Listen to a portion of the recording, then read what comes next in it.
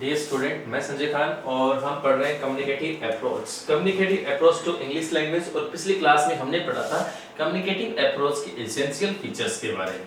तो पिछली कक्षा में हमने अबाउट 7 कम्युनिकेटिव अप्रोच के फीचर्स पढ़े हैं। आगे हम शुरुआत करते हैं नेक्स्ट से।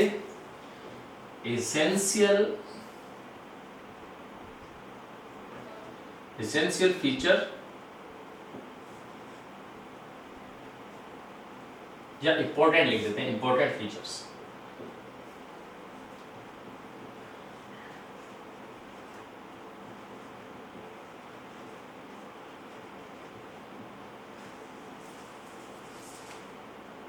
आज नंबर से शुरुआत करते हैं important features of communicative approach के बारे में। एट फर्स्ट उसी क्लास से हम वापस जोड़ने में शुरुआत करते हैं। कम्युनिकेटिव अप्रोच क्या है? एक ऐसी अप्रोच जिसमें से लैंग्वेज लर्निंग को सिखाना है और वो ही लैंग्वेज हमें बोलते हुए सिखानी है। तो हमारे कम्युनिकेशन के माध्यम से हमें लैंग्वेज सिखानी है, तो वो हमारा है कम्युनिकेटिव अप्रोच। और वो भी हम इंग्लिश लैंग्वेज की बात कर रहे हैं। तो आगे का जो 8 नंबर जो हमारी महत्वपूर्ण विशेषता है वो इसमें क्या होती है, देखिए आप। There is no any teacher. पिछली वीडियो में, पिछले कक्षा में मैंने आपको एक चीज बताई थी, इसमें टीचर का कोई रोल नहीं होता। जो टीचर होता है वो एक गाइड का काम करता है, एक मॉनिटर का काम करता है। जो स्टूडेंट्स अपने आप इसमें से पार्टिसिपेट कर रहे हैं, कम्युनिकेशन कर रहे हैं, डायलॉग डिबेट्स के माध्यम से लाइब्रेरी में बैठ के कर रहे हैं। There is no any teacher and director in communicative class.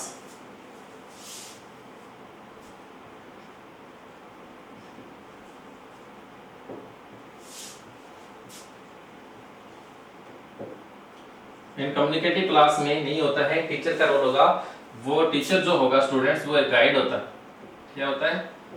Guide होता है। स्टूडेंट एक लर्नर है। The teacher, there is no any teacher and director in the communicative class. Communicative class में कोई भी टीचर और डायरेक्टर नहीं होता है।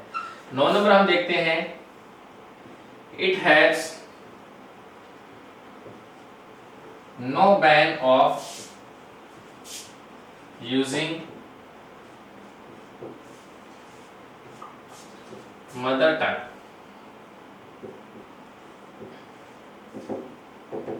यानी मदर टंग का यूज करने के लिए कोई बैन नहीं है। It has no ban of using mother tongue. यानी कम्युनिकेटिव अप्रोच में sometime you feel some little bit difficulty, so you may use your mother tongue in your communication. आप अपनी कम्युनिकेशन में मदर टंग को use है वो कर सकते हैं। किसी भी प्रकार का कोई बैन है वो इससे रिलेटेड नहीं है। नेक्स्ट देखते हैं। टू encourage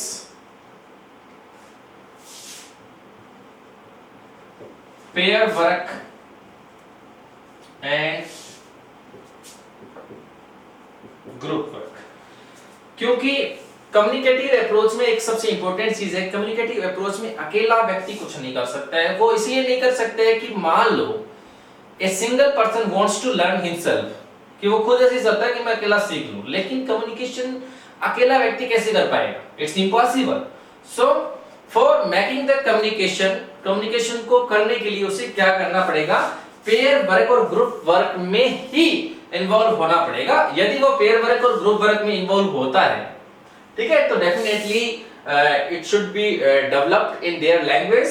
तो for to encourage pair work and group work. Pair work का मतलब है दो लोगों के बीच में होने वाला कार्य, यानी पेयर यहाँ पे जोड़े से संबंधित है, दो लोगों के बीच में, यानी पेयर वर्क और ग्रुप वर्क, यानी बहुत सारे लोग मिलकर, बहुत सारे स्टूडेंट्स मिलकर एक अच्छा कम्युनिकेशन, यानी भले वो डिबेट्स के माध्यम से या किसी भी डिस्कशन के माध्यम से वो लर्निंग को प्रॉपर्ली कर सके। तो टू इनकरेज पेयर वर्क और ग्रुप वर्क्स को इनकरेज करता है कौन करता है?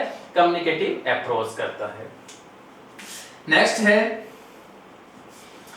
It's completely child centred. It's completely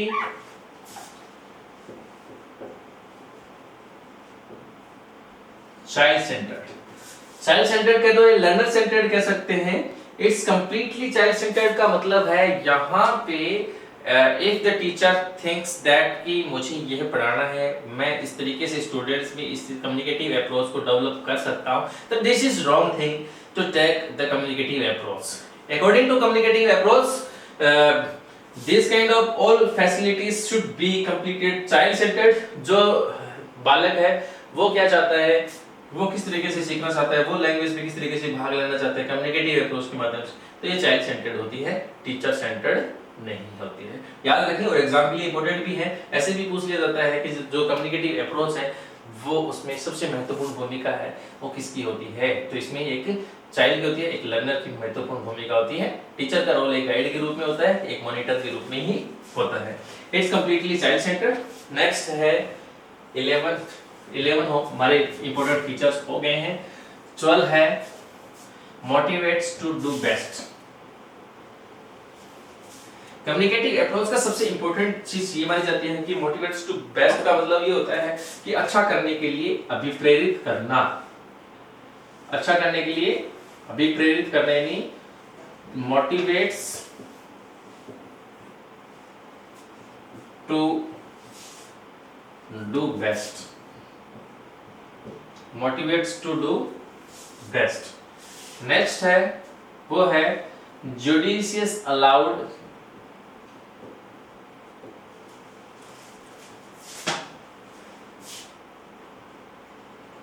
in effective and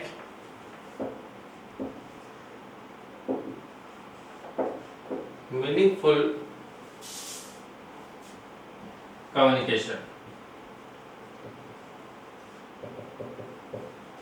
judicious allowed का मतलब है न्यायिक अनुमति। न्यायिक अनुमति का मतलब है हम when we speak English, when we do any job in English, तो हमें उस चीज के लिए क्या होता है, अलाउ हमें कर दिया जाता है in effective and meaningful communication, हमारे सार्थक और एक प्रभावशाली कम्युनिकेशन के अंदर।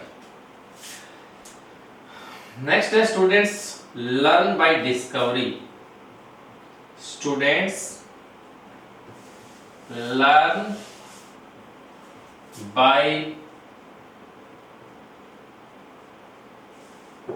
डिस्कवरी, यानी स्टूडेंट्स है वो खोज करके सीखते हैं। स्टूडेंट इसमें क्या होता है कि टीचर है वो स्टूडेंट्स को गाइड कर देता है और स्टूडेंट्स अपने आप ही क्या करते हैं, बहुत सारी चीजों को डिस्कवर करने की कोशिश करते हैं और एक डिस्कवरिंग के माध्यम से वो है अपनी लर्निंग में खुद ही क्या कर लेते हैं, डेवलपमेंट कर लेते हैं।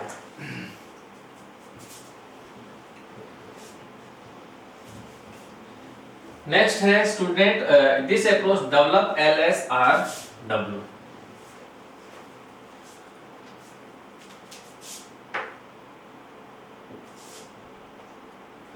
This approach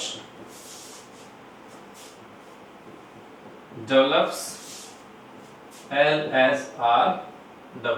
यह जो अप्रोच है वो LSRW को डेवलप करती है। LSRW है हमारे लैंग्वेज के स्किल्स है,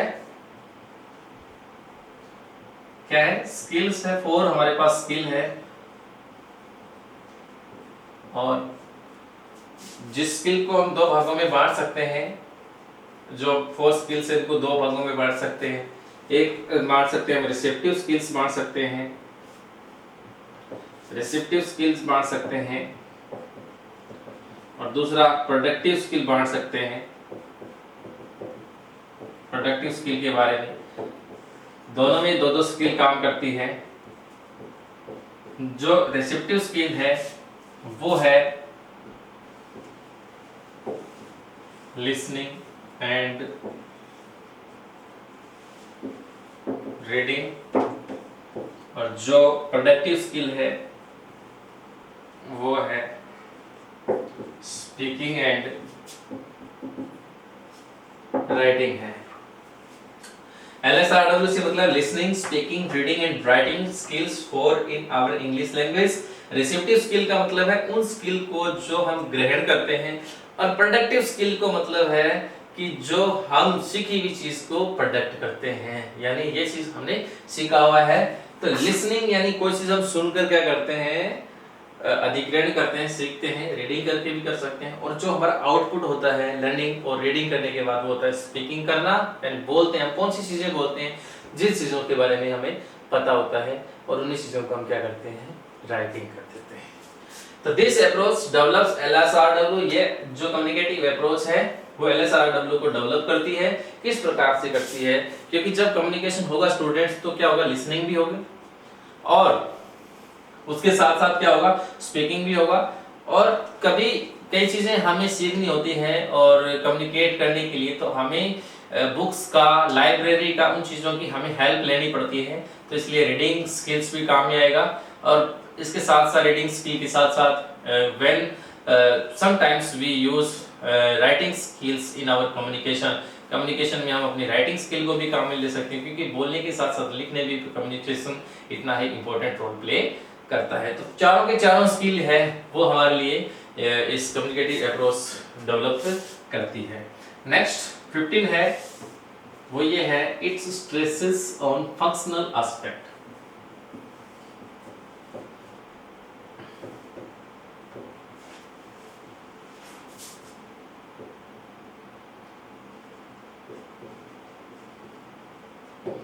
एस्पेक्ट का मतलब पहलू है, फंक्शनल का मतलब क्रियात्मक।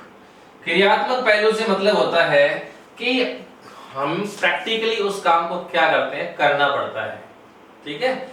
तो फंक्शनल एस्पेक्ट है क्योंकि कम्युनिकेशन होगा, कम्युनिकेटिव अप्रोच के माध्यम से, मतलब डायलॉग्स होंगे, कन्वर्सेशन ड्रिल होगा, तो उसमें क्या होगा कि फंक्शनल हो रहा है, कोई चीज क्रियात्मक हो रही है, यानी लर्निंग बाय डूइंग के माध्यम से, यानी काम है वो किया जा रहा है अपने आप। तो लर्निंग एस्पेक्ट जो है वो फंक्शनल रहने वाला है, उसके ऊपर स्ट्रेस करता है communicative approach. Next 16 number,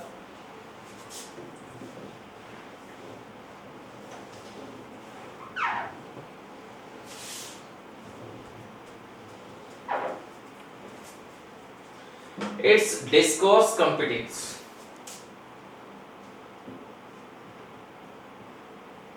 it is the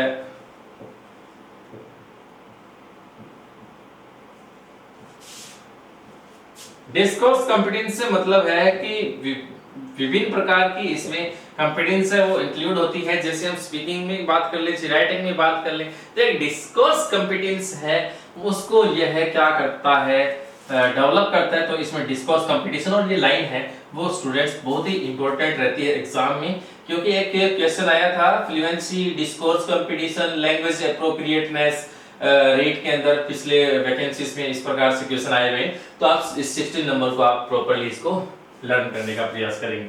17 है 8 emphasis on semantic objective of language real life situation।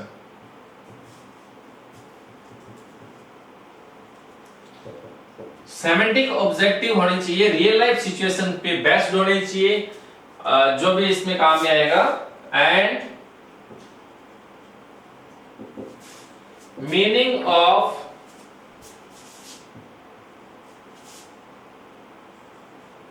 Language in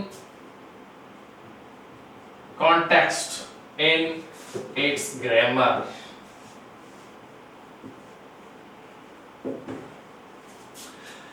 It emphasizes on semantic objectives of language। semantic objects कौन से होते हैं, जो रियल लाइफ सिचुएशन पे depend होते हैं, and meaning of language in context and it's grammar. इसके grammar में, इसके विषय वस्तु में, भाषा के इसका मीनिंग होना आवश्यक है।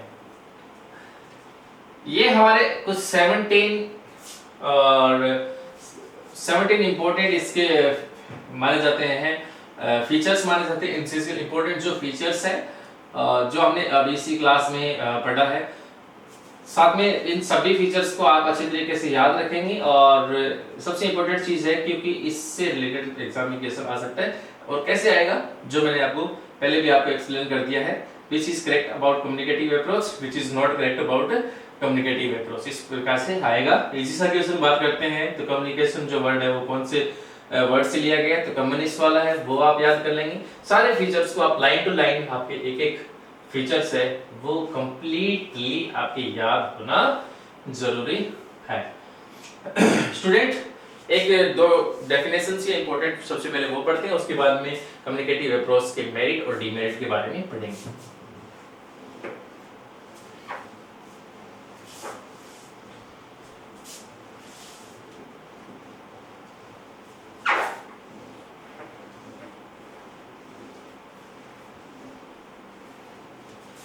एक चीज है नोट लगा के, वो मैं आपको बता रहा हूं, एक बुक है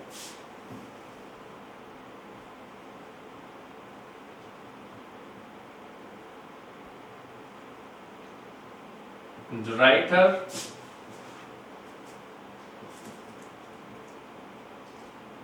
विडोसन रॉट, लेखक विडोसन ने लिखा, क्या लिखा है, teaching language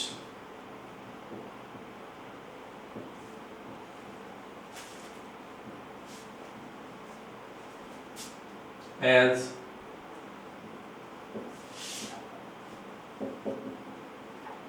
communication about communicative approach teaching।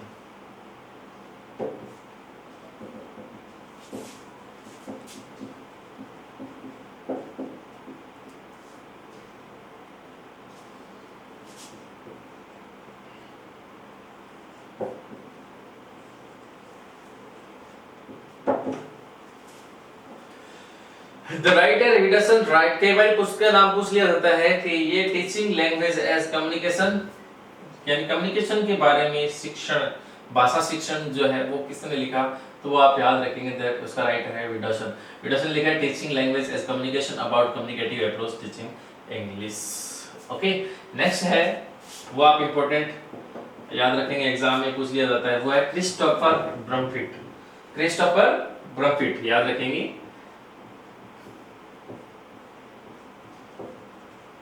Christopher Brumfitt was first, प्रथम व्यक्ति थे, was the first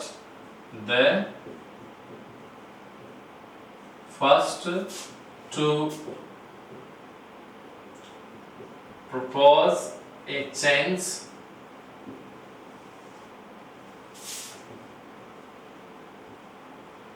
towards a communicative approach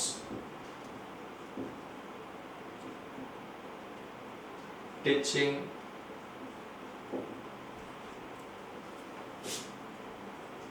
English methodology। Students, Christopher Brumfitt was the first to propose a change towards a communicative approach teaching English methodology। अंग्रेजी की जो शिक्षण विधियां हैं उसमें कम्युनिकेटिव अप्रोच की तरफ ध्यान आकर्षित करने के लिए सबसे पहला जो प्रस्ताव है वो क्रिस्टोफर ब्रमफिट के द्वारा दिया गया। यानी Christopher ब्रमफिट was important playing an important role to find out the communicative approach, and we have a lot of approaches to develop our language, but among of them total approaches, this is also very significant according to Christopher Brumfitt। So he decided to find out a change according to communicative approach as well। तो दोनों लाइनें आप याद रखेंगे, Christopher ब्रमफिट है वो first थे इस चीज में, इसकी तरफ ध्यान लाने में, और राइटर विडोसन ने ये लिखा है संप्रेषण जो है, संप्रेषण जो भाषा शिक्षण में संप्रेषण के बारे में उन्होंने लिखा है। Now we are going to study about the merits and demerits. अब हम कम्युनिकेटिव अप्रोच की मेरिट और डिमेरिट के बारे में पता करेंगे। यानी कम्युनिकेटिव अप्रोच में बहुत सारी चीजें आपको अच्छी भी मिली है, लेकिन कुछ चीजों में हमें डिमेरिट्स भी देखने को मिली है, जिसके कारण ये इसमें थोड़ा सा ऐसे लगेगा कि ये सारी चीजें हैं वो इनमें कमियां जरूर रह गई है। तो सबसे पहले हम जिक्र करते हैं मेरिट्स का। Merits of the approach.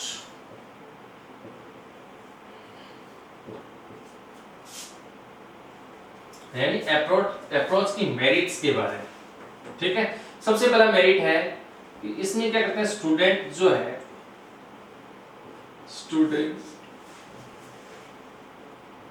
Student English use में फ्लुएंसी,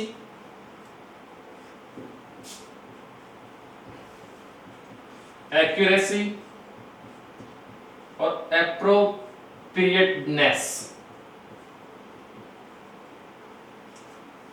एक्वायर करते हैं। इस कम्युनिकेटिव अप्रोच के माध्यम से स्टूडेंट है वो अंग्रेजी भाषा में धाराप्रवाह, एक्यूरेसी, लैंग्वेज एक्यूरेसी और लैंग्वेज एप्रोप्रिएटनेस को एक्वायर करते हैं, ग्रहण करते हैं। ये इसकी मेरिट है। ठीक है, सेकंड मेरिट है, ये है स्टूडेंट सेंटर्ड है।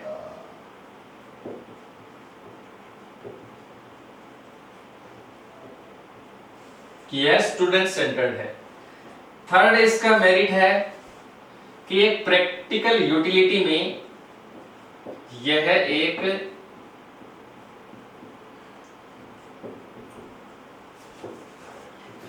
प्रायोगिक उपयोगिता, यूटिलिटी का मतलब उपयोगिता, प्रैक्टिकल यूटिलिटी, यह एक प्रैक्टिकल यूटिलिटी व डिफरेंट एक्सप्रेशन बताती है।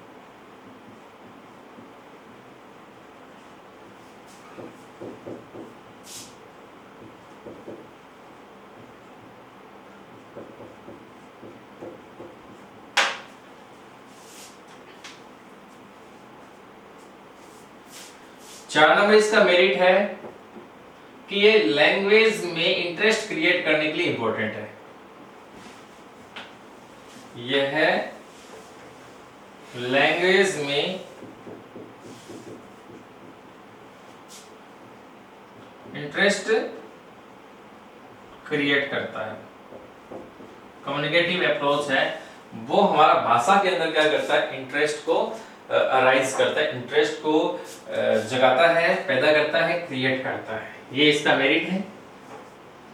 क्योंकि जब हम कम्युनिकेशन करना सीख जाते हैं तो हमारी ऑटोमेटिकली क्या होता है, एक लैंग्वेज के प्रति हमारा रुझान है वो बढ़ जाता है। सो इट्स द ट्रूथ और ये बिल्कुल सही है, इसका मेरिट है। कि नेक्स्ट है स्पीकिंग के लिए इंकरेज मिलता है,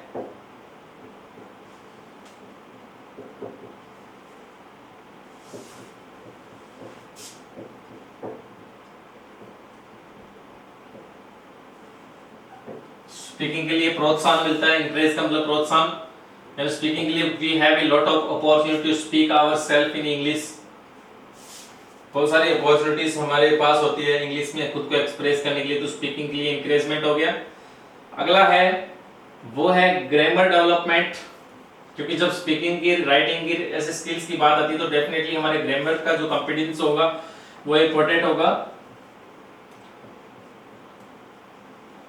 ग्रामर डेवलपमेंट के लिए व्याकरणीय विकास इसमें संभव है। नेक्स्ट है वो है स्मॉल ग्रुप।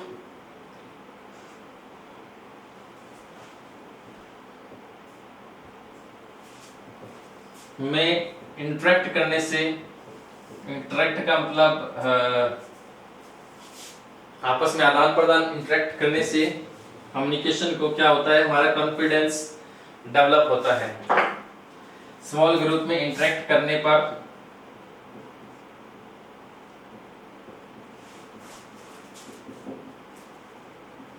कॉन्फिडेंस डेवलप होता है।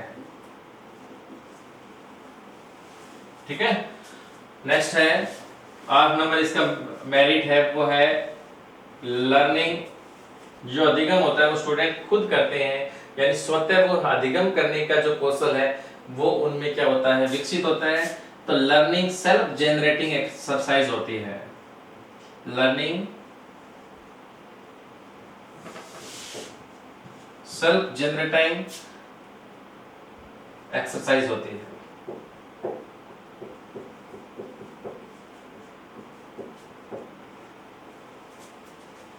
तो ये है हमारे कुछ इंपॉर्टेंट मेरिट्स हमने पढ़े इसके कम्युनिकेटिव अप्रोच के बारे में। वैसे हम चर्चा करते हैं कुछ डिमेरिट्स के बारे में, यानी जिनके मेरिट्स हैं उनके भी थोड़े बहुत इस कम्युनिकेटिव अप्रोच की definitely be observe about the demerits of this.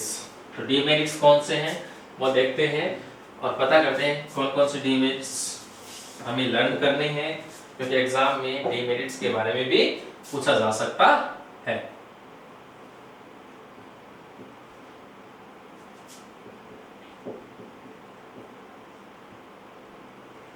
दोस्त क्या है, इसमें क्या होता है, कुछ स्टूडेंट इंटरेस्टेड होते हैं,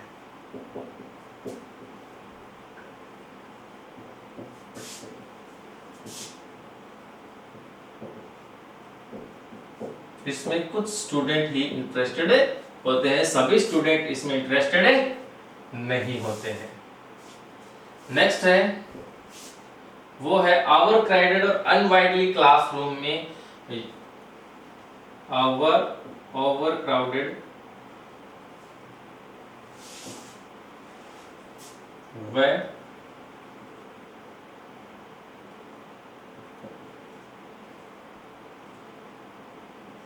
अनवाइडली क्लासरूम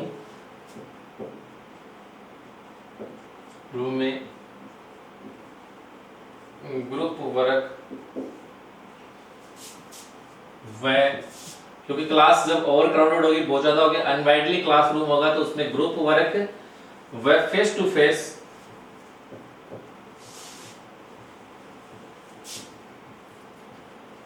डिस्कशन नहीं होता है।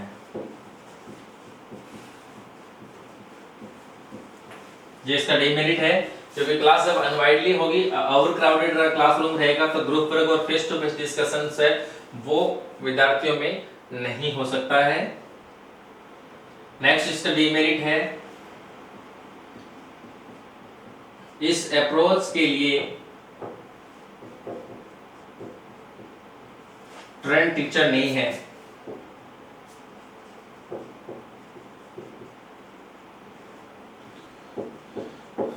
कम्युनिकेटिव अप्रोच के लिए हमारे पास ट्रेंड टीचर नहीं है, यानी ट्रेंड टीचर्स का हमारे पास अभाव है, जिसके कारण यह है अप्रोच डेवलप नहीं हो सकती है। नेक्स्ट है कि मदर टंग साथ होने के कारण, मदर टंग के साथ होने के कारण इंग्लिश पर फोकस नहीं होता है, क्योंकि बात वही आ जाती है, जब मदर टंग पे ज्यादा फोकस होगा, उनको यूज करेंगे तो मोस्टली स्टूडेंट मदर टंग ही बोलेंगे, फिर इंग्लिश में इंटरेक्शन वो नहीं कर पाएंगे, तो इंग्लिश पर फोकस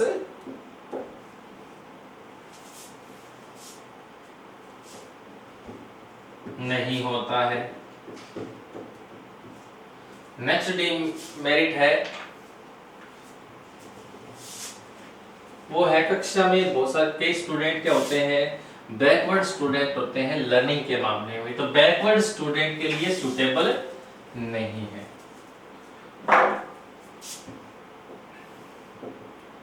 यह है बैकवर्ड स्टूडेंट्स के लिए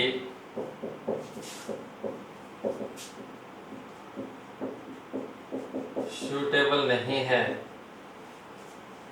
ठीक है, कम्युनिकेटिव में पार्टिसिपेट नहीं होते हैं तथा वे कम्युनिकेटिव अप्रोच में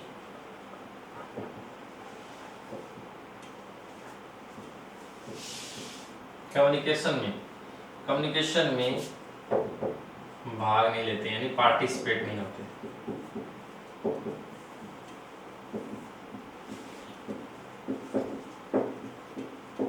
ठीक है, कम्युनिकेशन में वो भाग नहीं लेते हैं, ये भी रहता है। 6 नंबर इसका डिमेरिट है वो है लैक ऑफ वोकेबुलरी। जब शब्दावली का अभाव होता है तो हम खुद को एक्सप्रेस नहीं कर पाते हैं, बार बार हमें वर्ड्स को रिकॉल करने के लिए टाइम लेना पड़ता है, जिसके कारण एक फ्लुएंसी है वो नहीं आ सकती है, और एक्यूरेशन भी बिगड़ जाता है। इसीलिए जो लैक ऑफ वोकेबलरी है वो इस अप्रोच का क्या है, डीमेरिट्स है। क्योंकि यदि जब तक हमारे पास वोकेबलरी पर्याप्त नहीं होती है तब तक इस अप्रोच को डेवलप नहीं किया जा सकता। नॉलेज का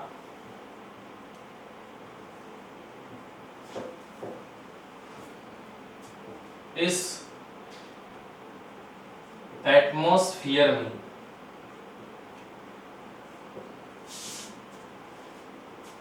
एप्लीकेशन नहीं होता है। मान लो हमारे पास नॉलेज है कम्युनिकेटिव अप्रोच को लेकर, लेकिन फिर भी हमारे पास एटमॉस्फेयर एनवायरनमेंट सही नहीं है, इसीलिए हम अपने नॉलेज को सही ढंग से अप्लाई नहीं कर पाते हैं, तो एप्लीकेशन नहीं होता है। यानी एप्लीकेशन नहीं हो पाता है नॉलेज का, तब ये है जो कॉम्पिटेंस है वो बैक पर बैक चला जाता है। तो स्टूडेंट, हमने इस क्लास में शुरुआत में सबसे पहले पढ़ा इसके फीचर्स के बारे में, कुछ इंपॉर्टेंट फीचर्स जो कल की क्लास में बाकी रह गए थे। उसके बाद में हमने पढ़ा है कम्युनिकेटिव अप्रोच की कुछ महत्वपूर्ण मेरिट्स के बारे में और इसके डीमेरिट्स के बारे में।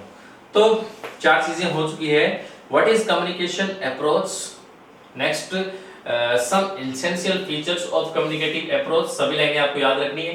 फिर merits of communicative approach, next demerits of communicative approach, सभी चीजों को आप लाइन टू लाइन आप याद रखेंगे। और आई होप दैट कि आपकी बहुत अच्छी तरीके से समझ में आया है। अगर आप कम्युनिकेटिव रिलेटेड में कोई भी अगर आपकी संशय है तो कमेंट बॉक्स में जरूर पूछें। Thank you.